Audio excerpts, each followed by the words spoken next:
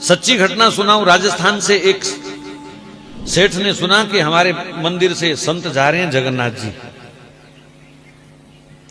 तो सेठ जी ने सस्ते समय पे 100 रुपया दिया उसको। ए जगन्नाथ जी को चढ़ा देना मेरा 100 रुपया। 100 रुपया बहुत होता था तब। तो 100 रुपया निकाल दिया, जगन्नाथ जी की गोलक में डालना। ठीक है सेठ जी।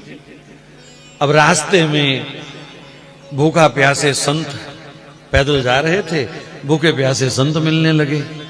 क्या करूं, कैसे इनकी मदद करूं, मेरे पास तो कुछ है नहीं। तो फिर सोचा चलो सेठ जी का 100 रुपया है, पाप तो मुझे ही लगेगा ना, लग जाए पाप, लेकिन कम से कम किसी का पेट तो भर जाएगा।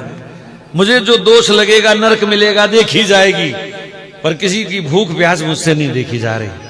तो जो कोई रास्ते में भूखा प्यासा मिलता, बाजार से 2 रोटी खरीद करके उनको खिला देता, किसी को पानी पिला देता, किसी को शरबत पिला देता।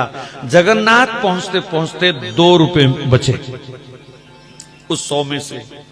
और जगन्नाथ जी के आगे हाथ जोड़ करके वो खड़ा हुआ और रो करके कहा, प्रभु बेईमानी की है मैंने, सेठ जी ने 100 दिया था, मैं 2 ही ला पाया, बाकी मैंने खर्च दिए और 2 रुपए चढ़ा दिए। वापिस आए, प्रसाद दिया सेठ को, वो मेरा 100 रुपया चढ़ा दिया? बोले हाँ चढ़ा दिया।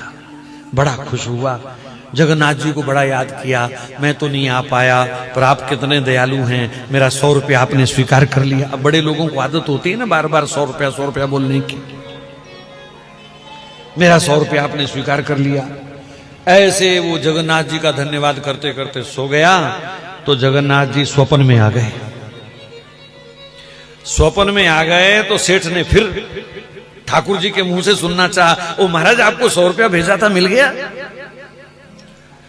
तो कहा सेठ जी 100 तो नहीं, 98 मिले हैं मुझे।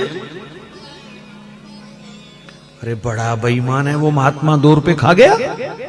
मेरे को तो कह रहा था मैं 100 रुपया चढ़ाया है। ये बेवकूफ आदमी, बेईमान आदमी, संत वेश में भी धोखा करता है। ठहर जाए, इसकी खबर लूंगा सुबह। सुबह उठते ही उसने नौकर भेजा और महात्मा को बुला लिया। ए बेईमान कहीं के, तेरे को 100 रुपया दिया था, शर्म नहीं आई तुझे? 2 रुपए बेईमानी कर गया तू। मुझे स्वयं जगन्नाथ जी ने बताया कि तूने 98 रुपए चढ़ाए हैं। कहां है 2 रुपए?